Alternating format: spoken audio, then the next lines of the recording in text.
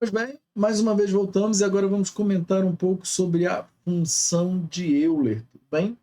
É o seguinte, a função de Euler, ele basicamente ele quer encontrar a quantidade de divisores, perdão, a quantidade de números primos entre si com um número em especial. Renan, não entendi nada. Vamos embora, você vai entender para mim. Imagine um número qualquer aí na sua cabeça. E ele vai ter uma forma fatorada, mesmo que ele seja um número primo, tá bom? Mesmo, por exemplo, que eu pegue o número 17 é um número primo, então a forma fatorada do número 17 é 17. Mas pode ser o número 15, por exemplo, que é 3 vezes 5. Essa aqui é a forma fatorada, então, do nosso número 15.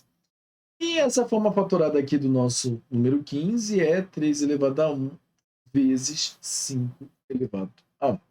E isso daqui é o que vai importar para a gente daqui para frente. É essa forma fatorada aqui. Pois bem, no exemplo aqui eu vou usar o número 60. Então, aqui no nosso número 60, eu tenho ele escrito como 2 ao quadrado vezes 3 elevado a 1 e vezes 5 elevado a 1. E automaticamente eu jogo nessa fórmula aqui e não se assuste com ela, tá bom?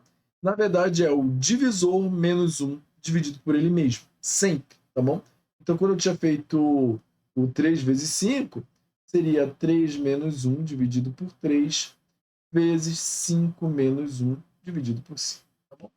Basicamente, eu só vou pegar os divisores, tá bom? Não importa a quantidade de vezes que ele aparece, tá bom? No caso aqui, o 2 aparece 2 vezes, mas não importa. Eu só vou usar ele uma vez, o 3 e o 5 também uma única vez. E aqui vai dar meio, né? 2 terços e 4 quintos. E aí, é óbvio, se você pegou a linha, a minha ideia aqui, eu vou dar uma explicação. Isso aqui sempre vai dar um número inteiro, por quê? Porque se o 2, o 3 e o 5 são a forma fatorada de 60, repare que 2, 3 e 5 dividem 60. E é o resultado dessa divisão, que eu posso fazer até de cabeça. Ó. 2 vezes 3, 6. 6 vezes 5, 30. 60 dividido por 30 vai dar 2. E aí acaba que esse 2 ele vai multiplicar os números que aparecem aqui em cima. 2 vezes 2, 4. 4 vezes 4, 16. Tá bom? É por isso que eu sempre garanto, né, que sempre vai dar o número inteiro. O que significa esse 16? Significa que o número 60 tem 16 números menores do que ele, são todos primos entre si com 60. Ou seja, existe 16 números. Tá bom? Vou escrever aqui. Me perdoa aqui. Existem 16 números. Vou botar aqui como um X, tá bom? Vou botar o φ aqui de Euler. Existem 60 números aqui, ó. Perdão, existem 16 números aqui entre 0 e 60, tá bom?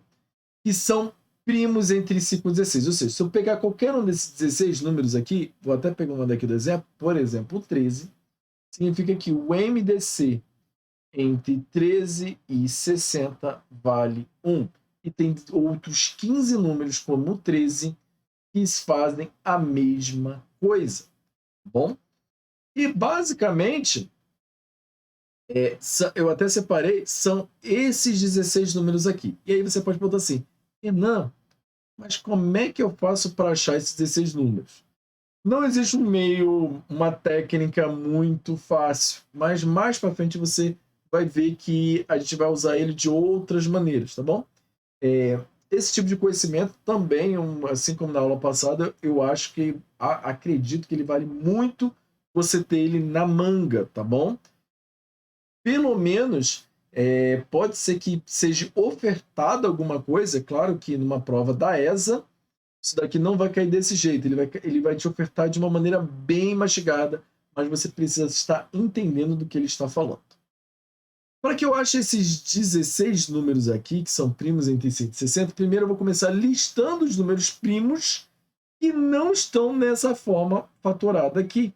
Então eu comecei com o 1, descarto o 2, o 3 e o 5, e aí eu vou para o 7, 11, 13. Repare, são todos números primos, tá bom? 17, 19, 23, 21, 31, 37, 41, 43, 47, 53 e 59. Ou seja, eu peguei todos aqui os números primos a menores que 60. E o Renan, 49.